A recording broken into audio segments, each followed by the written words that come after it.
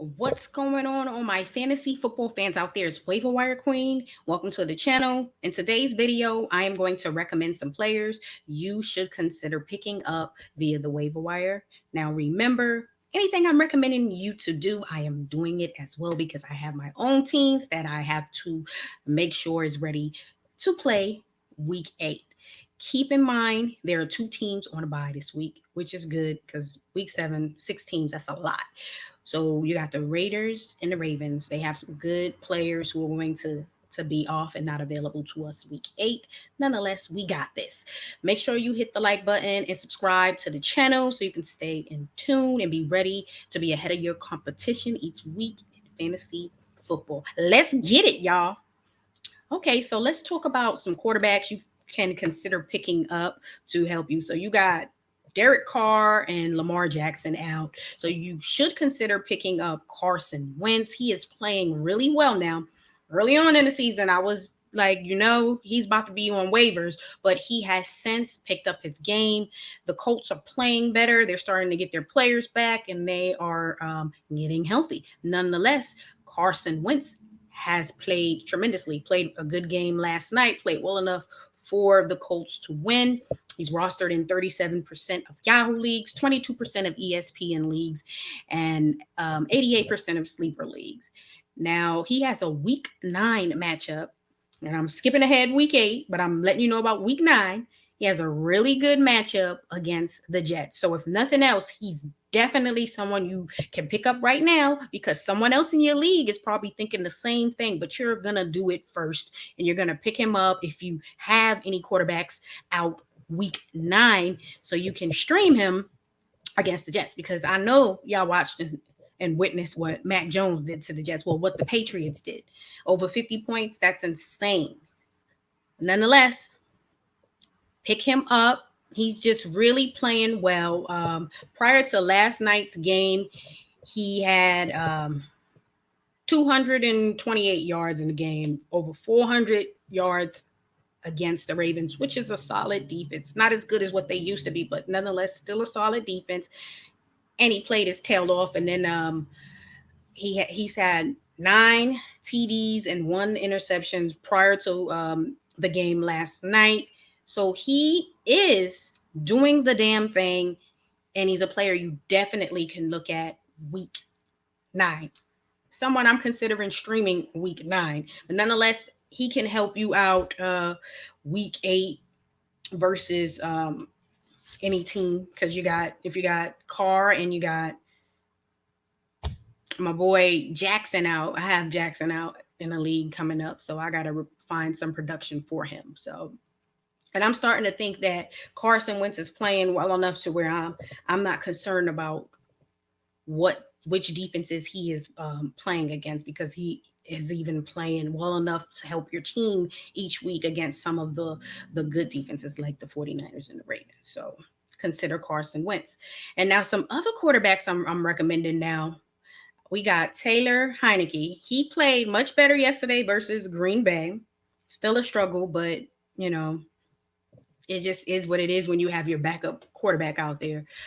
He's playing against Denver, whose defense has been looking real stank the last few weeks. And it's because they are playing better teams than what they were the first 3 games of the season. So Taylor is someone who can be streamed against Denver. He's rostered in 14% of Yahoo leagues, 25% of ESPN leagues, and 79% of sleeper leagues, which means he is available if you are in need. Now, if you are not in need, then you don't have to worry about it. But if you are dealing with injuries and things like bye weeks, like we have 2 really good quarterbacks out, you may have to utilize Heineke as an option, and it's nothing wrong with that. You have to do what you have to do, and the matchup is not that bad. Now, I'm going to mention Gino Smith, and I don't normally mention Gino Smith, and I never would mention Gino Smith, but I think he has a good game coming up week 7 versus Jacksonville. Now, I'm not expecting him to go out there and get me 30, 40 points, but if you have any of these 2 guys out, then someone to consider. If you have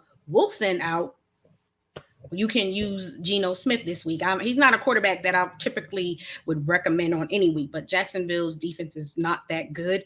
Right now, Gino is rostered in 5% of Yahoo leagues, a little over 5% in ESPN leagues, and 64% of sleeper leagues. I would recommend him in strictly a two quarterback league, especially if you have quarterbacks on the bye, quarterbacks dealing with injuries, or quarterbacks who are not playing well. This is a good matchup for him. So it's expected that he should play well enough to help your team, especially in a two quarterback league. Let's talk about some running backs you should consider adding because, yes, that running back position is so important. Let's talk about Ernest Johnson. He is rostered in pretty much more than 70% of Yahoo leagues, ESPN leagues, and over 85% in sleeper leagues. Nick Chubb is coming back. However, Kareem Hunt is still going to be out. So I still feel like we all know Chubb's going to get the majority of the carries. However, Ernest Johnson played well enough to back him up and get some touches. And they may want to take the conservative approach with Chubb and not, overwork him. And like I said, Ernest showed that he can play. So if he is still out there, which is in less than 20 to 30% of most leagues and on most platforms, then you still can pick him up. And he's probably not available in the deeper leagues, but definitely in those leagues that have like 8 teams, maybe 10 teams, he should be available. And it's still an opportunity for you to pick him up, especially if you have Chubb. Like I was able to pick him up in the league because I had Chubb. And I'm like, okay, well, let me make a move quickly before, I miss out. So I picked him up because everyone was obviously trying to pick him up and he played well. I also picked up Felton. Felton didn't get as much touches as I predicted and expected. However, he showed that he's really good too. So if OBJ misses any time, then I could see them kind of still utilizing Felton in the role that they did this past week against Denver. I mean, they was lining him up all over the field, had a few carries, just a bit of everything. A little bit of everything is what he did. And he looks like he's really good. So it's a good player for them to have. But right now, backing up Chubb is going to be Ernest. So if you can still pick him up, then you do so. I watched in one league, somebody picked him up and nobody bid on him. And that was surprising to me. So this guy was able to pick him up with $0. He didn't place any type of fantasy bucks on him. It was just surprising. I was like, wow, I think everybody was sleeping on him on that one, I believe. So nonetheless, if he is still out there, go on and pick him up because you got to make these moves out here, okay? Let's talk about another key injury. So Miles Sanders dealing with an ankle injury. Don't know how that's going to affect him this week. You'll definitely want to listen and monitor that situation. Nonetheless, I recommend picking up Kenneth Gainwell. Even though he fumbled the ball, he still was involved. And then Boston Scott, they pulled him out there and he was involved as well. Boston Scott, he's available. So if you prefer Boston Scott and think he's going to be the guy, go on and pick him up.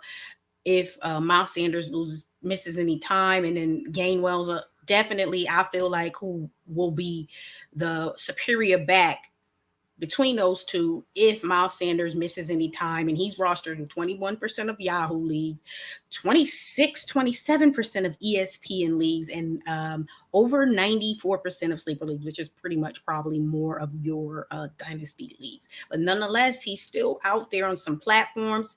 I have him in two dynasty leagues. I dropped him picked him up a few times in a redraft league.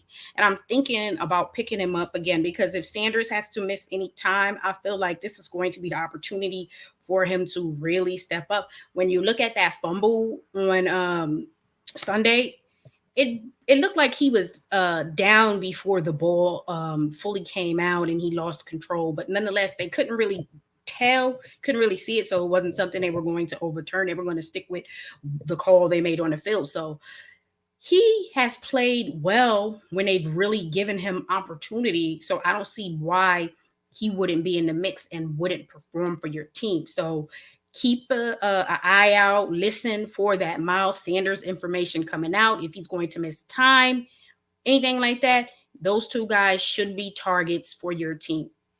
Okay, so even though the Raiders are on a bye week this week coming up, Jacobs hurt his chest, and he's been dealing with a lot of injuries throughout this season to start the turf toe, not a chest. And I mean, he's got so many injuries. It's like, damn, Josh, I can't even believe you on the field with all them injuries. But nonetheless, he's still out there doing the damn thing. Much props to him for being out there. Hit the like button for Josh Jacobs, still out there trying to play through the injuries. Well, unfortunately, with the chest injury, he was unable to return. Good thing is they're on a bye week this week coming up. But nonetheless, I say, obviously, Kenyon Drake should be owned. He's rostered in 62% of Yahoo leagues, only over 59% of ESPN leagues, which is kind of low. I figured it should be more in the 80s. And then in sleepers, he's rostered at 94%. So if I have Josh Jacobs on my roster, guys, I say pick up Kenyon Drake. So that means if you have Josh Jacobs, pick up Kenyon Drake, because Josh is dealing with so many injuries, and it was smart to take him out of the game. If it was due to, well, let's take him out as precaution because we have this bye week coming up, we feel confident in Drake, fine. If it was, okay, this injury is serious, he's going to miss time, then you know that Drake's going to be the guy. So nonetheless, regardless if they are on a bye week, I would say if Drake is out there, pick him up. Any event that you hear otherwise, and you hear that Josh is going to miss time, and then if he does miss time and you can wait on this one, then if Josh Jacobs was to miss time, Kenyon Drake would be the lead back, and then Jalen Richard will be the backup, and he's available. He's returned from injury. You've seen him out there last night. So if Jacobs missed time, and this is if he missed time, then you know that Drake is your guy, and then he would have Jalen Richard backing him up. But just keep in mind that they are on a bye week this week. However, I don't care if they're on a bye week. Don't wait until week 9 rolls around and they're like, okay, Josh Jacobs is not going to play, and then you pick up, because you got to catch your league mates sleeping. Catch other managers sleeping, and they drop Drake, and then they just leave him there, and then you pick him up and just throw him on in your bench, because he seems like he is more involved now that there's another head coach on the coaching the team. So think about it and just be smart about it, especially if you have Jacobs. Drake is a must own, because Josh just deals with so many injuries, guys. You know how it is. He's always dealing with some type of injury. He's a warrior out there, but I like to make sure that I have his backup just in case that this warrior cannot go. And we don't know what's going to happen week 9, and we don't know the extent of that chest injury. Those are serious injuries, and we plan accordingly. So catch one of your fellow league mates sleeping. Catch one of the managers sleeping and drop Drake or whatever they want to do because they're looking at something else or trying to do something else. Then you get one up on them. Got to do what you got to do. Now, Khalil Herbert, running back with the Bears. Okay, I was so impressed by this young man yesterday. Not too many running backs are going to move the ball on Tampa, who has pretty much the number 1 run defense, okay? The last two plus seasons. Number 1 run D. This kid was able to run the ball well over 100 yards. He looked really good. He's most likely going to be in the mix even when Montgomery returns. Obviously, Montgomery would still be the lead back, but he's probably going to be backing him up.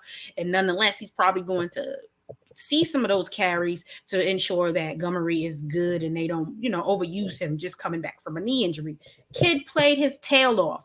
He's rostered in 59% of Yahoo leagues. That should be so much higher. 64, 65% of ESPN leagues should be higher.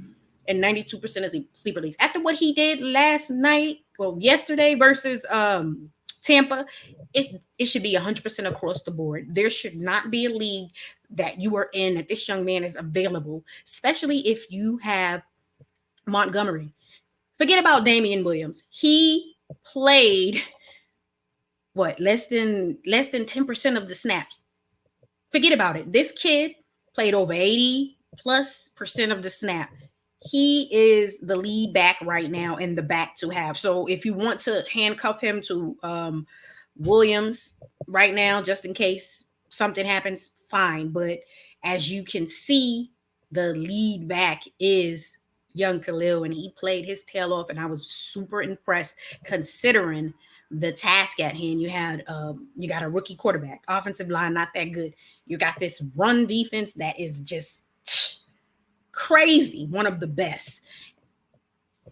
And he played his tail off. So if you see him available, you put a claim in for him and pick him up, because he shouldn't be on waivers at all. Okay, let's talk about some wide receivers. So we got some good wide receivers and tight ends out. So Waller is out. He didn't play yesterday due to injury. Kudos to everybody who picked his backup, Foster up. You got Mark Andrews out. You got, let's talk about some of the wide receivers. Only wide receiver on the Raiders I truly trust is Hunter Renfrow. He's going to be out. He's on a bye week. And then you got Bateman, who's going to be out, and you got Hollywood, who's going to be out. So you got some really good wide receivers and tight ends who are going to be out. So let's talk about some potential replacements. And even though Bateman, I'll start with him first, is going to be out, pick him up. He is starting to be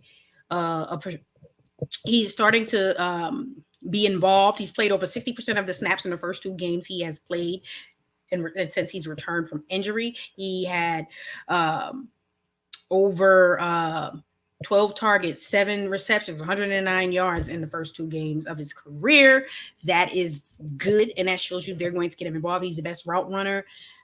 He's a better route runner than Hollywood, but they complement each other and what they both bring to the table and can do. So what I'm saying to you is, based on his percentage of being rostered, he should be available in your league, and he should be someone that you pick up.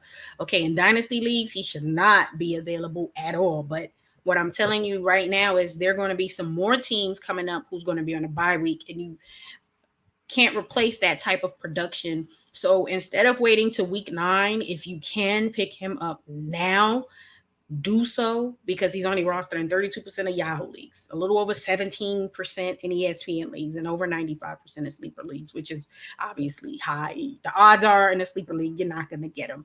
But if you can get him, if I was in a dynasty league, he's someone I would be targeting in a trade in a dynasty league. In the redraft leagues, if he is available, I'm picking him up, and I'm getting rid of some of that dead weight that hasn't performed or who has been out, and it doesn't look like they're going to play this year. Like Curtis Samuels, we don't know what's going on with him, so he's not even somebody I'm looking at. I'm looking at somebody who can play, whether they are on a bye this week and coming back. Bateman is a must add, and I don't care if he's on a bye week this week. Russell Gage. Welcome back, Russell Gage. Welcome back. He's back. And he had a good game. Okay, 67 yards and a touchdown. He had 6 targets, 4 receptions. Good start in his return. And Atlanta looked way better than what they've been looking like. Davis, on the other hand, not looking so good. Obviously, Patterson obviously is the lead back on that team. So, but nonetheless, Gage is available. He's rostered on 10% of Yahoo leagues, a little over 9.5% in ESPN leagues, and over 80% in sleeper leagues. So he's available. He's going to be in the mix. And I feel like, hey, he is someone you can add who can help you on most weeks as a flex play, especially during bye weeks. Like if you have any of those guys who are going to be out, and then if you have wide receivers who are injured, you got Devontae Adams on the COVID list right now. So that's something else you got to consider. However, what do?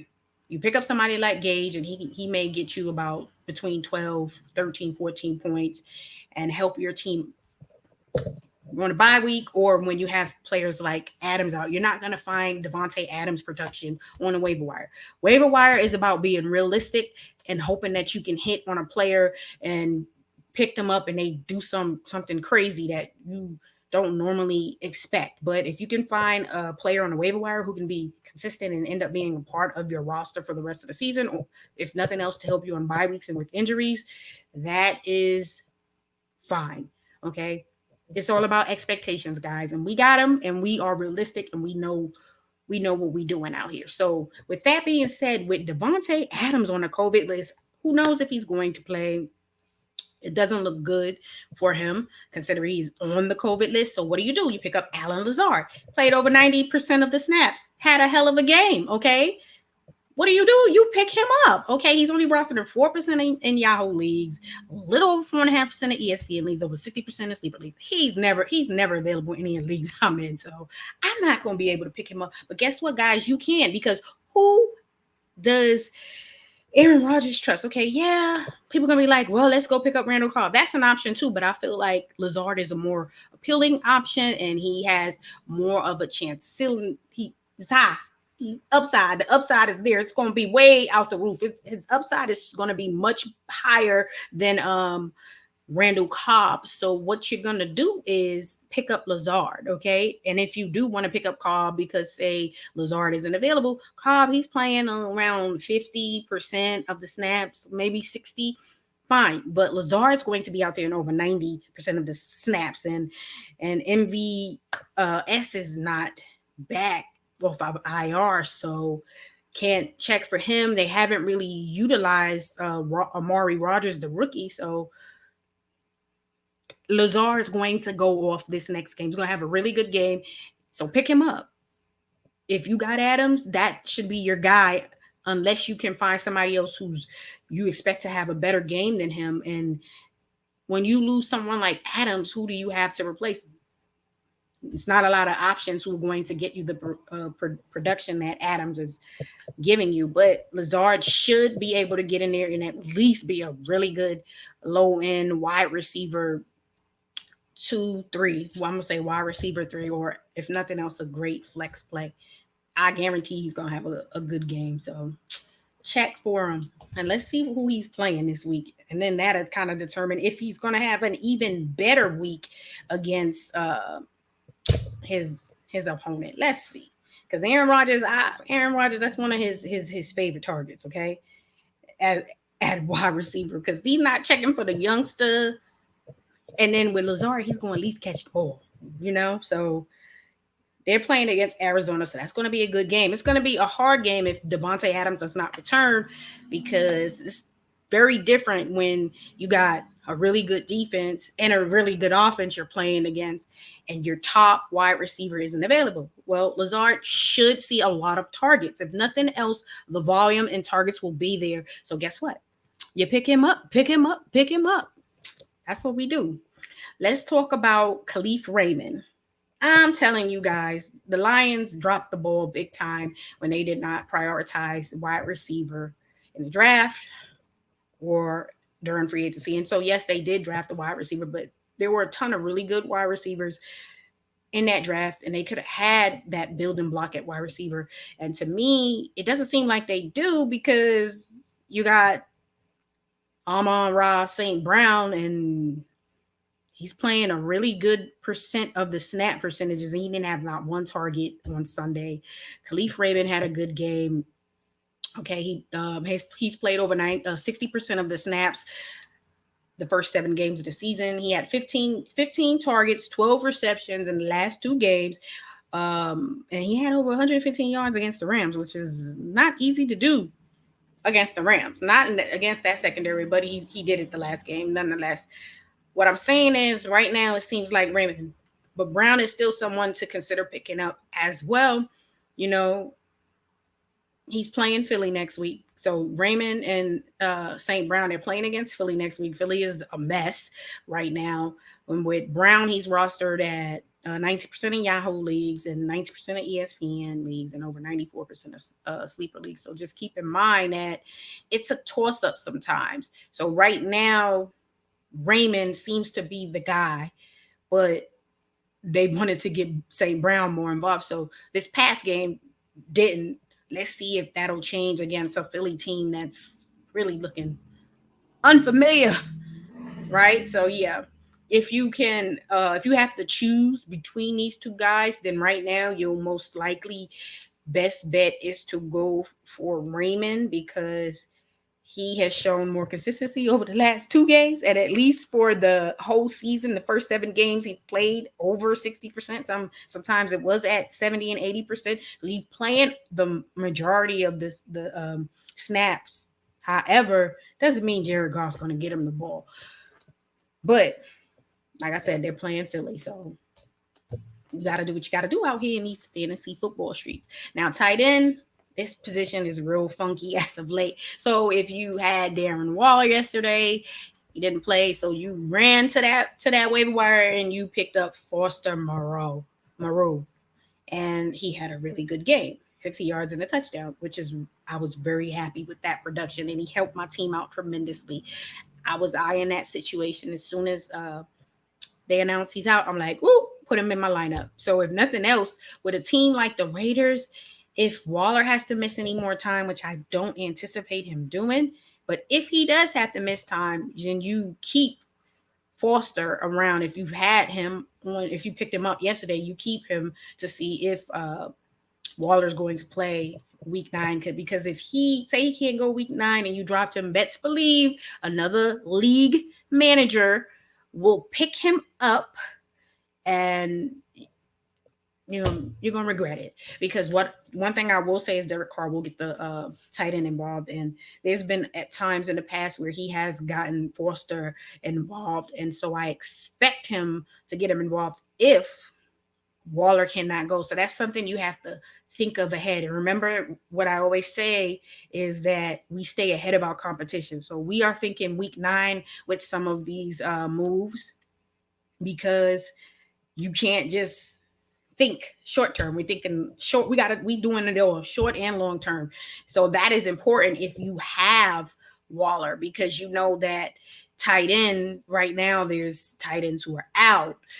So there's probably a shortage, and you don't want to release him, and then week 9 come around and they say, well, Darren Waller's not going to be able to play, and then you're like, oh damn, I let him go, and now I don't know who to replace him with.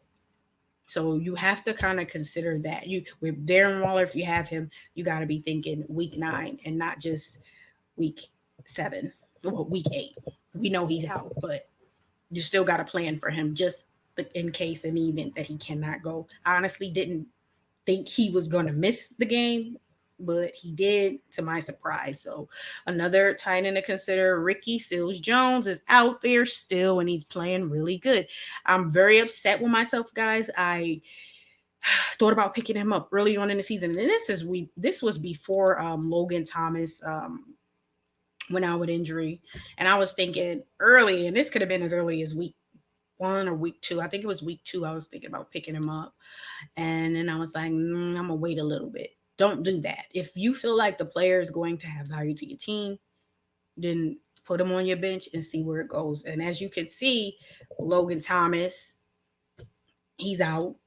We'll see once he returns. But to me, as well as Seals-Jones has played, he should have more time on that field because he's playing really well. So even when Logan Thomas returns, I still think they should keep him in the mix, because he's playing well, and he's showing that, hey, I'm playing my tail off. Don't forget about me. Don't just put me on the bench. And that's just another weapon, because they are short on weapons out there in Washington football's team. So this guy's rostering 55% of Yahoo leagues, 47, 48% of ESPN leagues, 86, 87% of sleeper leagues. He has had 22 targets, 15 receptions, over 150 yards, and a touchdown over the last 3 games, which is extremely good, which means they are looking for him. Taylor Heineke is looking for him because the options aren't there. If it's not Terry McLaurin doing something for him, then who is it? Because they haven't really prioritized getting J.D. McKissick the ball enough. Now, he outsnapped Gibson this past week, but that could be due to injury. We don't know. But Gibson done fumbled the ball again, so he going to be in the doghouse if he don't get that under control.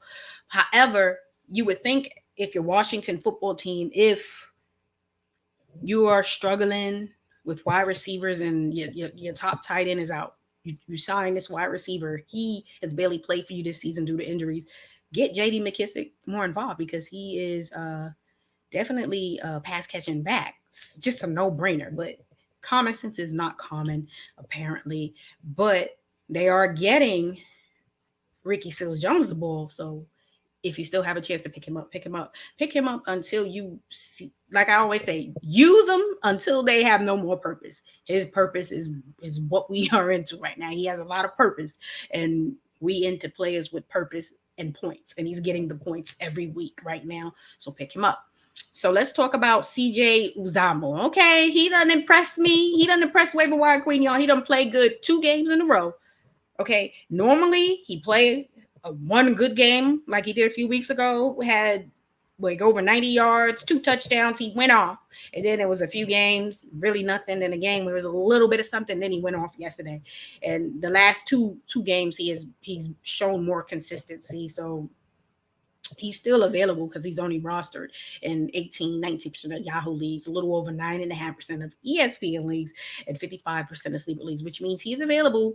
But to me, I still feel like with him, it's going to be more hit or miss because he hasn't showed me long-term that it's consistency.